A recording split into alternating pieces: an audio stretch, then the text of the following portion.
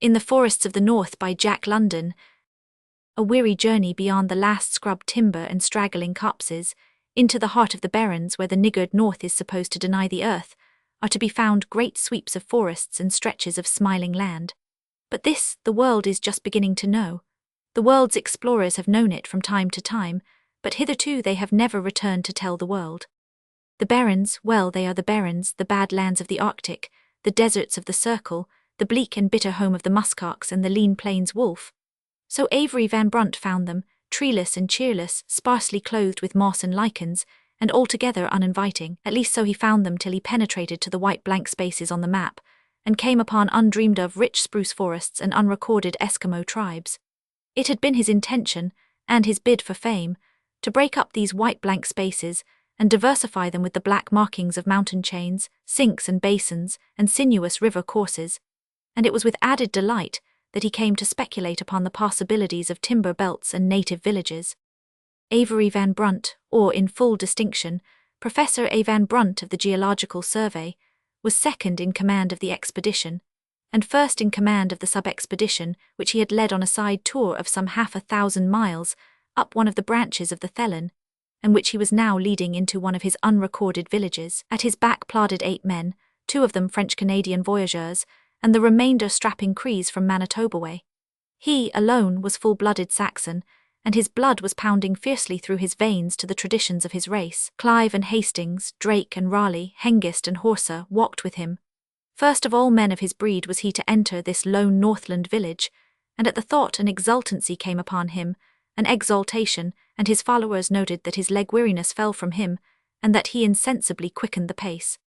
The village emptied itself, and a motley crowd trooped out to meet him, men in the forefront, with bows and spears clutched menacingly, and women and children faltering timidly in the rear. Van Brunt lifted his right arm and made the universal peace sign, a sign which all peoples know, and the villagers answered in peace. But to his chagrin, a skin-clad man ran forward and thrust out his hand with a familiar hello. He was a bearded man, with cheeks and brow bronzed to copper brown, and in him Van Brunt knew his kind. "Who are you?" he asked, gripping the extended hand. "Andry." "Who's Andry?" the man asked back. Van Brunt looked at him more sharply. "By George, you've been here some time." "5 years," the man answered, a dim flicker of pride in his eyes. "But come on, let's talk." "Let them camp alongside of me," he answered Van Brunt's glance at his party. "Old Tantlatch will take care of them, come on." He swung off in a long stride, Van Brunt following at his heels through the village. In irregular fashion, wherever the ground favoured, the lodges of moose hide were pitched. Van Brunt ran his practised eye over them and calculated. 200, not counting the young ones, he summed up. The man nodded. "Pretty close to it, but here's where I live out of the thick of it, you know, more privacy and all that. Sit down, I'll eat with you when your men get something cooked up. I've forgotten what tea tastes like. 5 years and never a taste or smell. Any tobacco?" "Ah, thanks, and a pipe." "Good, now for a firestick and we'll see if the weed has lost its cunning." He scratched the match with the painstaking care of the woodsman, cherished its young flame as though there were never another in all the world, and drew in the first mouthful of smoke. This he retained meditatively for a time, and blew out through his pursed lips slowly and caressingly. Then his face seemed to soften as he leaned back, and a soft blur to film his eyes. He sighed heavily, happily, with immeasurable content, and then said suddenly, "God, but that tastes good." Van Brunt nodded sympathetically. 5 years, you say?" 5 years, the man sighed again. "And you, I presume, wish to know about it, being naturally curious, and this a sufficiently strange situation and all that. But it's not much. I came in from Edmonton after muskox, and like Pike and the rest of them, had my mischances, only I lost my party and outfit. Starvation, hardship, the regular tale, you know, sole survivor and all that, till I crawled into Tantlatches here on hand and knee." 5 years, Van Brunt murmured retrospectively, as though turning things over in his mind. 5 years on February last. I crossed the Great Slave early in May." "And you are Fairfax?" Van Brunt interjected. The man nodded. "Let me see, John, I think it is John Fairfax." "How did you know?" Fairfax queried lazily, half absorbed in curling smoke spirals upward in the quiet air. "The papers were full of it at the time.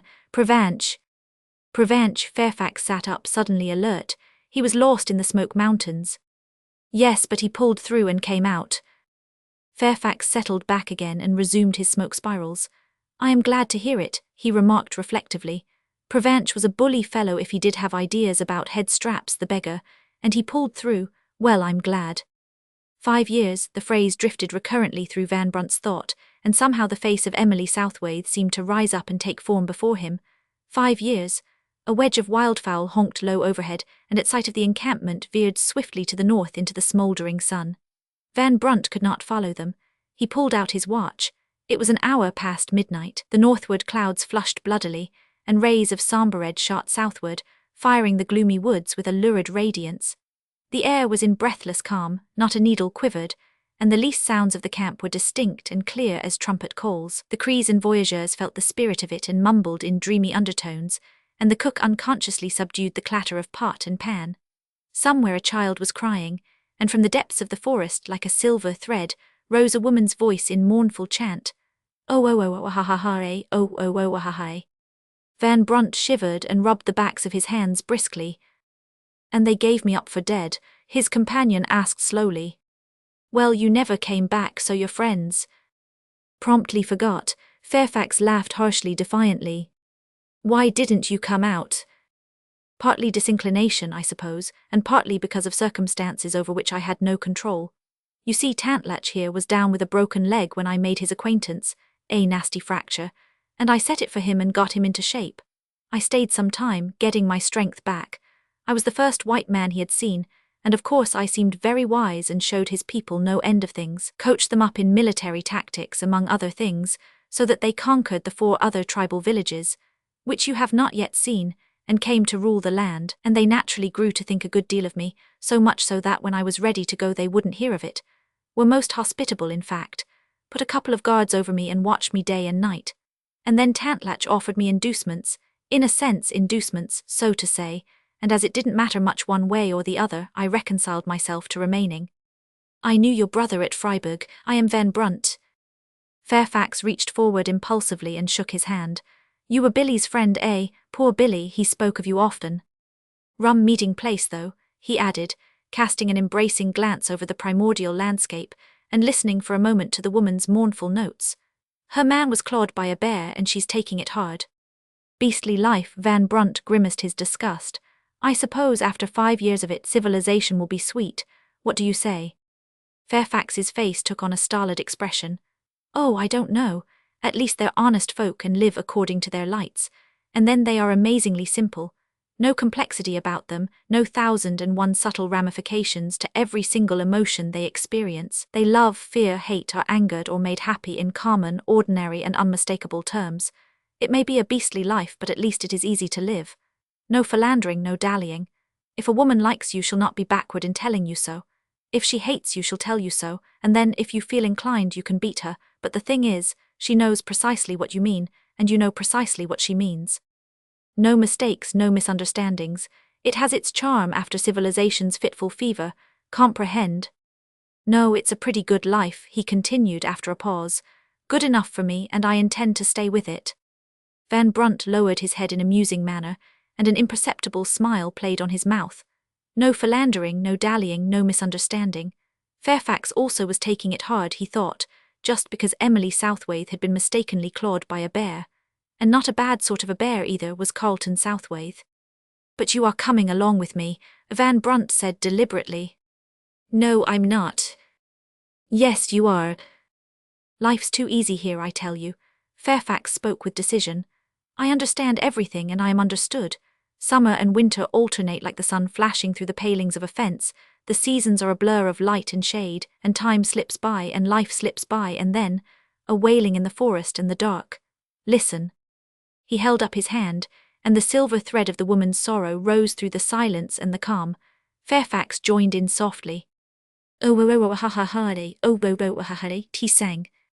Can't you hear it? Can't you see it? The women mourning, the funeral chant, my hair white-locked and patriarchal, my skins wrapped in rude splendor about me, my hunting spear by my side, and who shall say it is not well? Van Brunt looked at him coolly. Fairfax, you are a damned fool. 5 years of this is enough to knock any man, and you are in an unhealthy, morbid condition. Further, Carlton Southwaite is dead. Van Brunt filled his pipe and lighted it, the while watching slyly and with almost professional interest. Fairfax's eyes flashed on the instant, his fists clenched, he half rose up, then his muscles relaxed and he seemed to brood. Michael, the cook, signaled that the meal was ready, but Van Brunt motioned back to delay. The silence hung heavy, and he fell to analyzing the forest scents, the odors of mold and rotting vegetation, the riciny smells of pine cones and needles, the aromatic savors of many camp smokes. Twice Fairfax looked up but said nothing, and then, "And Emily?" 3 years a widow, still a widow. Another long silence settled down, to be broken by Fairfax finally with a naive smile. "I guess you're right, Van Brunt, I'll go along." "I knew you would." Van Brunt laid his hand on Fairfax's shoulder. "Of course one cannot know, but I imagine for one in her position, she has had offers." "When do you start?" Fairfax interrupted. "After the men have had some sleep, which reminds me Michael is getting angry, so come and eat." After supper, when the Crees and voyageurs had rolled into their blankets, snoring, the 2 men lingered by the dying fire. There was much to talk about: wars and politics and explorations, the doings of men and the happening of things, mutual friends, marriages, deaths, 5 years of history for which Fairfax clamoured. "So the Spanish fleet was bottled up in Santiago," Van Brunt was saying, when a young woman stepped lightly before him and stood by Fairfax's side. She looked swiftly into his face, then turned a troubled gaze upon Van Brunt. "Chief Tantlatch's daughter, sort of princess," Fairfax explained with an honest flush, "one of the inducements, in short, to make me stay. Tom, this is Van Brunt, friend of mine." Van Brunt held out his hand, but the woman maintained a rigid repose quite in keeping with her general appearance. Not a line of her face softened, not a feature unbent. She looked him straight in the eyes, her own piercing, questioning, searching. "Precious lot she understands," Fairfax laughed. "Her first introduction, you know, but as you were saying, with the Spanish fleet bottled up in Santiago." Tom crouched down by her husband's side, motionless as a bronze statue, only her eyes flashing from face to face in ceaseless search. And Avery Van Brunt, as he talked on and on, felt a nervousness under the dumb gaze. In the midst of his most graphic battle descriptions, he would become suddenly conscious of the black eyes burning into him, and would stumble and flounder till he could catch the gate and go again. Fairfax, hands clasped round knees, pipe out, absorbed, spurred him on when he lagged, and repictured the world he thought he had forgotten. 1 hour passed, and 2, and Fairfax rose reluctantly to his feet. "And Cronje was cornered, eh? Well, just wait a moment till I run over to Tantlatch. He'll be expecting you, and I'll arrange for you to see him after breakfast. That will be all right, won't it?" He went off between the pines, and Van Brunt found himself staring into Tom's warm eyes.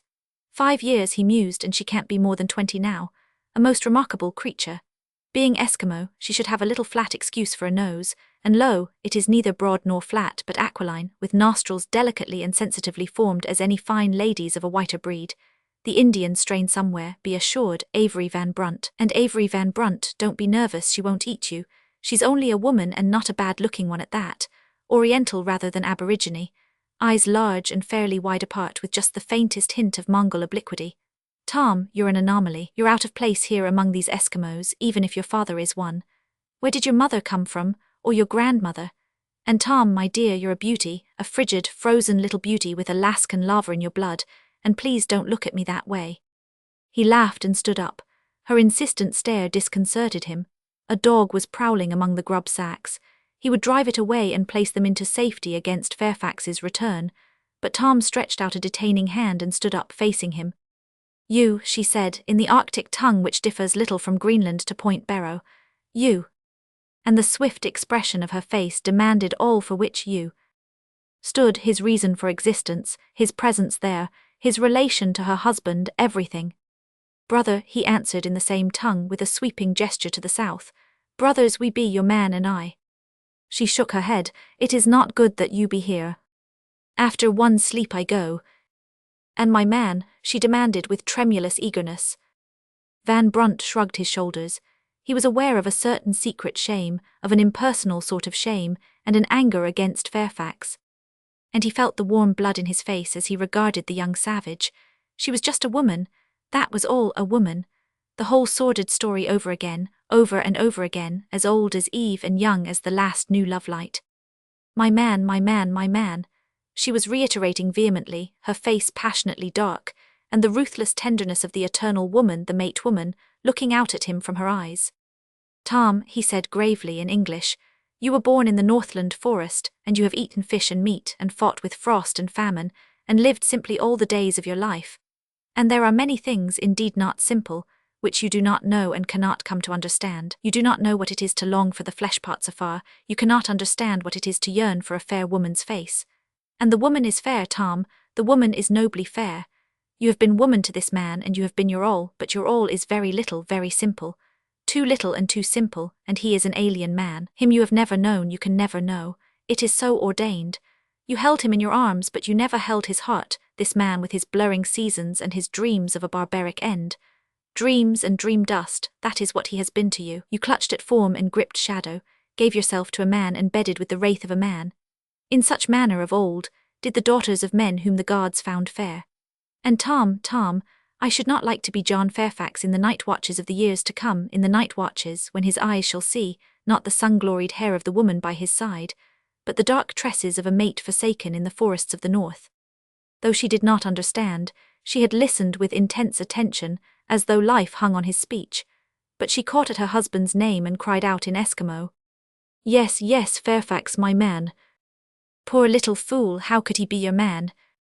But she could not understand his English tongue, and deemed that she was being trifled with.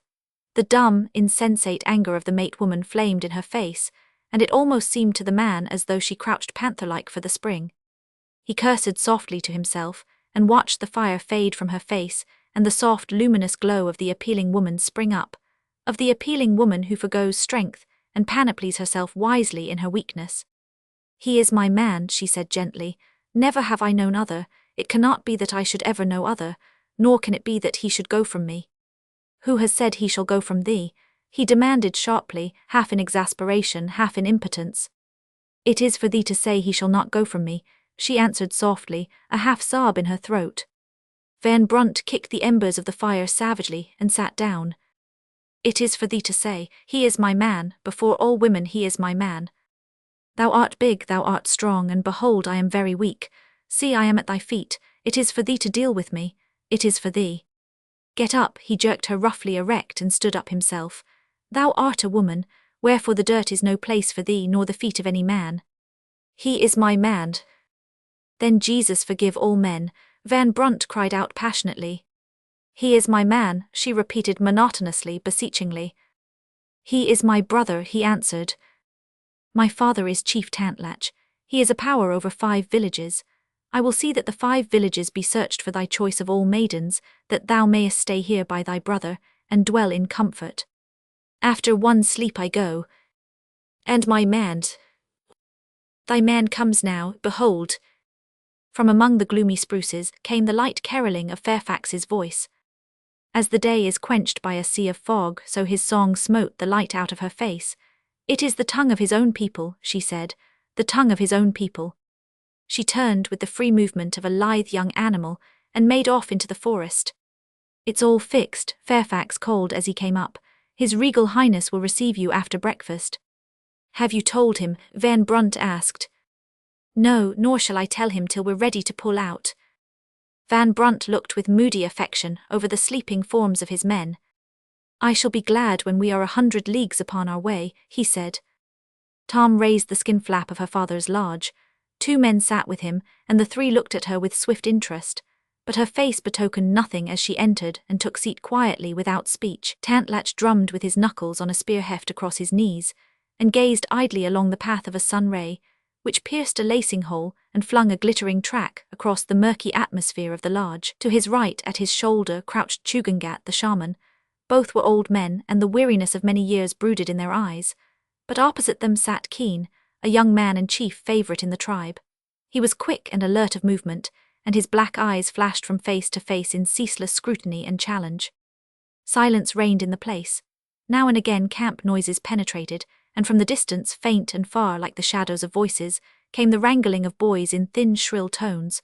A dog thrust his head into the entrance and blinked wolfishly at them for a space, the slaver dripping from his ivory-white fangs. After a time he growled tentatively, and then, awed by the immobility of the human figures, lowered his head and grovelled away backward. Tantlach glanced apathetically at his daughter. And thy man, how is it with him and thee? He sings strange songs, Tom made answer, and there is a new look on his face. So he hath spoken. Nay, but there is a new look on his face, a new light in his eyes, and with the newcomer he sits by the fire and they talk, and the talk is without end. Chugungat whispered in his master's ear, and Keen leaned forward from his hips. There be something calling him from afar, she went on, and he seems to sit and listen, and to answer, singing in his own people's tongue. Again Chugungat whispered and Keen leaned forward, and Tom held her speech till her father nodded his head that she might proceed. It be known to thee, O Tantlach, that the wild goose and the swan and the little ringed duck be born here in the low-lying lands. It be known that they go away before the face of the frost to unknown places, and it be known likewise that always do they return when the sun is in the land and the waterways are free. Always do they return to where they were born, that new life may go forth. The land calls to them and they come. And now there is another land that calls, and it is calling to my man, the land where he was born, and he hath it in mind to answer the call. Yet is he my man, before all women is he my man. Is it well, Tantlach, is it well? Chugungat demanded with the hint of menace in his voice. Aye, it is well, Keen cried boldly. The land calls to its children, and all lands call their children home again. As the wild goose and the swan and the little ringed duck are called, so is called this stranger man who has lingered with us and who now must go. Also there be the call of kind. The goose mates with the goose, nor does the swan mate with the little ringed duck. It is not well that the swan should mate with the little ringed duck, nor is it well that stranger men should mate with the women of our villages. Wherefore I say the man should go to his own kind in his own land. He is my own man, Tom answered, and he is a great man. Aye, he is a great man. Chugungat lifted his head with a faint recrudescence of youthful vigour.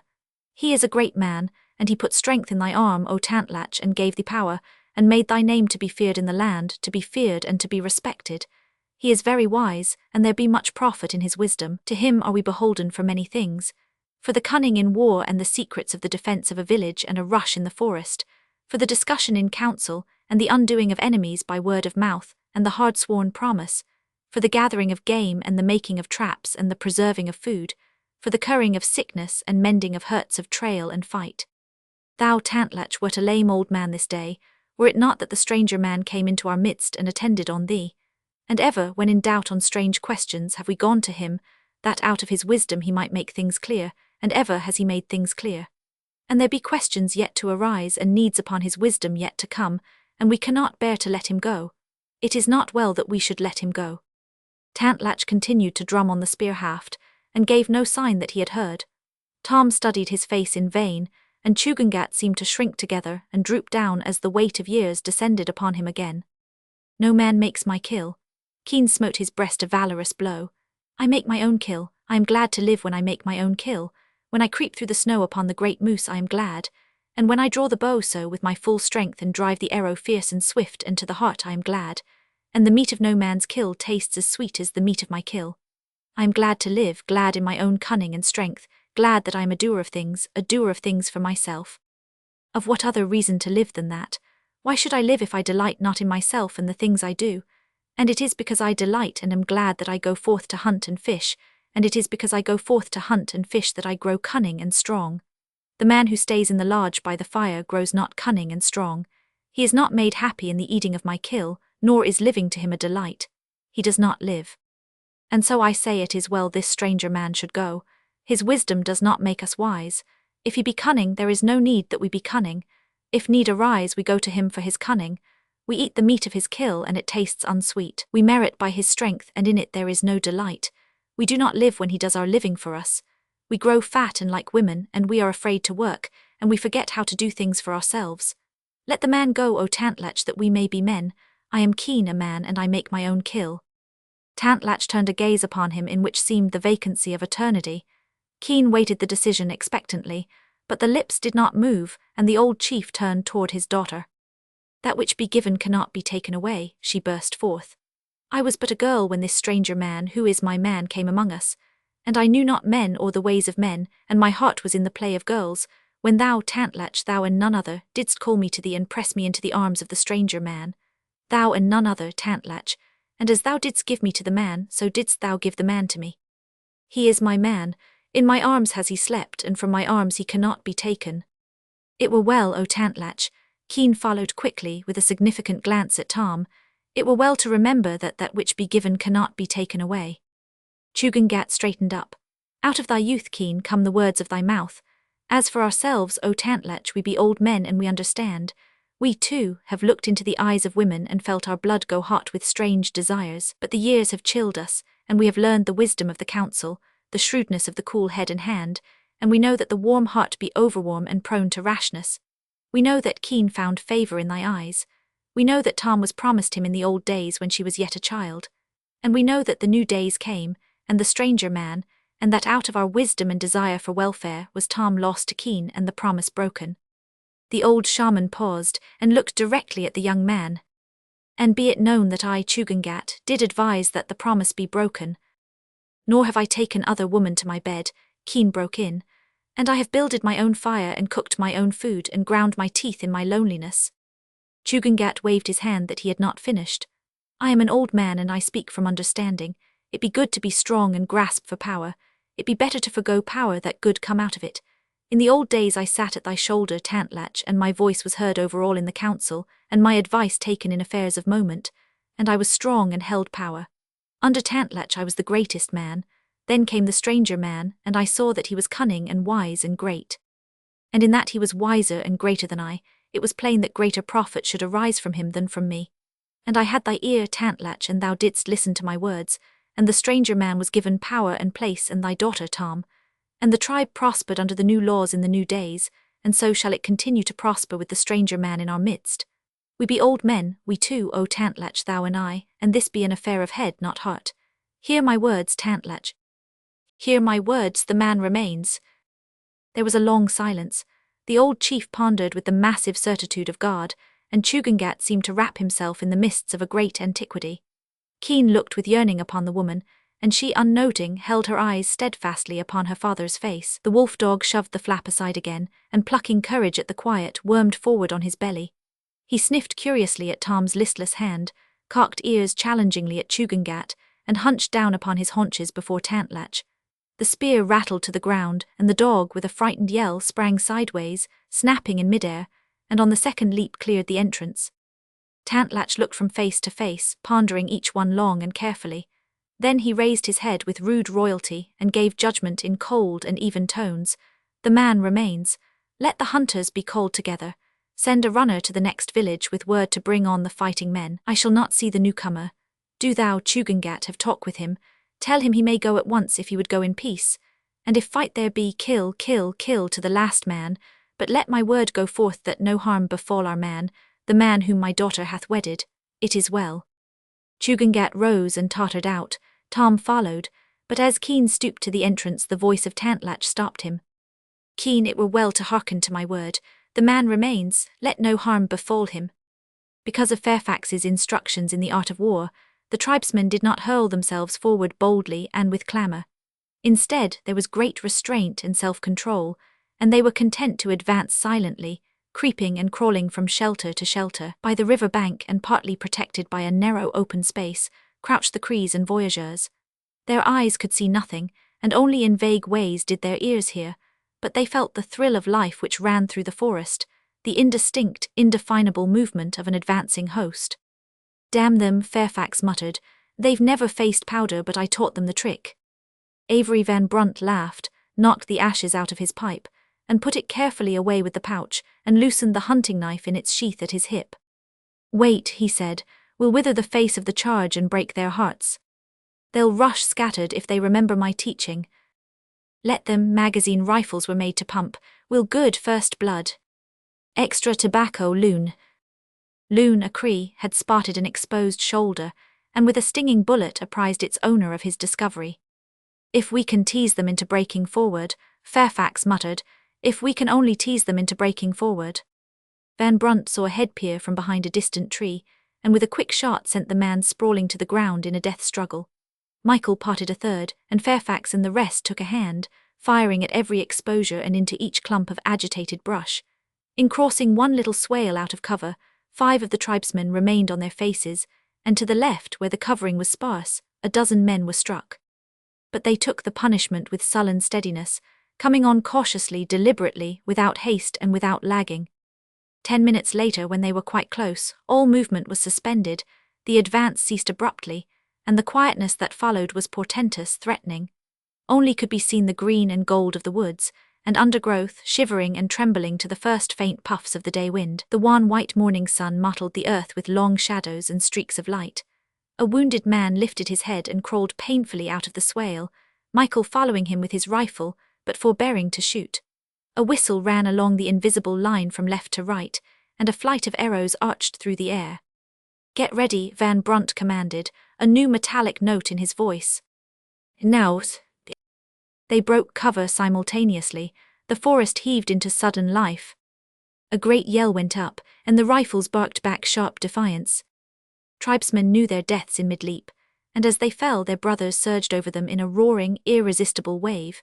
In the forefront of the rush, hair flying and arms swinging free, flashing past the tree trunks and leaping the obstructing logs, came Tom. Fairfax sighted on her and almost pulled trigger ere he knew her. "The woman, don't shoot," he cried. "See, she is unarmed." The Crees never heard, nor Michael and his brother voyageur, nor Van Brunt, who was keeping one shell continuously in the air. But Tom bore straight on, unharmed, at the heels of a skin-clad hunter who had veered in before her from the side. Fairfax emptied his magazine into the men to right and left of her, and swung his rifle to meet the big hunter. But the man, seeming to recognize him, swerved suddenly aside and plunged his spear into the body of Michael. On the moment, Tom had one arm passed around her husband's neck, and twisting half about, with voice and gesture was splitting the mass of charging warriors. A score of men hurled past on either side, and Fairfax, for a brief instant's space, stood looking upon her and her bronze beauty, thrilling, exulting, stirred to unknown deeps, visioning strange things, dreaming, immortally dreaming. Snatches and scraps of old-world philosophies and new-world ethics floated through his mind, and things wonderfully concrete and woefully incongruous. Hunting scenes, stretches of somber forest, vastnesses of silent snow, the glittering of ballroom lights, great galleries and lecture halls, a fleeting shimmer of glistening test tubes, long rows of book-lined shelves, the throb of machinery and the roar of traffic, a fragment of forgotten song, faces of dear women and old chums, a lonely watercourse amid upstanding peaks, a shattered boat on a pebbly strand, quiet moonlit fields, fat vales, the smell of hay. A hunter, struck between the eyes with a rifle ball, pitched forward lifeless, and with the momentum of his charge slid along the ground. Fairfax came back to himself. His comrades, those that lived, had been swept far back among the trees beyond. He could hear the fierce here of the hunters as they closed in and cut and thrust with their weapons of bone and ivory. The cries of the stricken men smote him like blows. He knew the fight was over, the cause was lost, but all his race traditions and race loyalty impelled him into the welter that he might die at least with his kind. My man," Tom cried, "thou art safe." He tried to struggle on, but her dead weight clogged his steps. "There is no need, they are dead and life be good." She held him close around the neck and twined her limbs about his till he tripped and stumbled, reeled violently to recover footing, tripped again and fell backward to the ground. His head struck a jutting root, and he was half stunned and could struggle but feebly. In the fall she had heard the feathered swish of an arrow darting past, and she covered his body with hers, as with a shield, her arms holding him tightly, her face and lips pressed upon his neck. Then it was that Keen rose up from a tangled thicket a score of feet away. He looked about him with care. The fight had swept on, and the cry of the last man was dying away. There was no one to see. He fitted an arrow to the string and glanced at the man and woman. Between her breast and arm, the flesh of the man's side showed white. Keen bent the bow and drew back the arrow to its head. Twice he did so, calmly and for certainty, and then drove the bone-barbed missile straight home to the white flesh, gleaming yet more white in the dark-armed, dark-breasted embrace.